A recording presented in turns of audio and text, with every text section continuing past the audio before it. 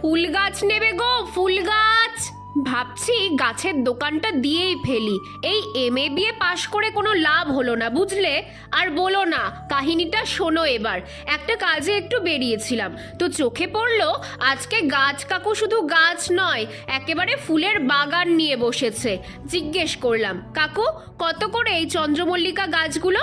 বলে কি না 80 টাকা থেকে 60 টাকা। ওরে বাবা, যেই চারাগুলো আমি 5 বা 10 টাকা করে কিনে নিয়ে গিয়ে লাগিয়েছি, সেগুলো ফুল হওয়ার পর এত দাম। এখন মনে হচ্ছে চাকরি বাকরির যা অবস্থা, তাতে ফুল গাছ বিক্রি করাই কিন্তু বেশি লাভজনক। আমার ফুল বাগানে তো এর চেয়েও বেশি ফুল ফুটেছে।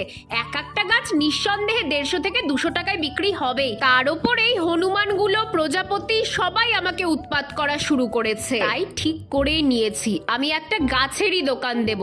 10 টাকার গাছ কিনে 1000 টাকায় বিক্রি করবো, একটু বেশি লাভ করবো, বুঝলে।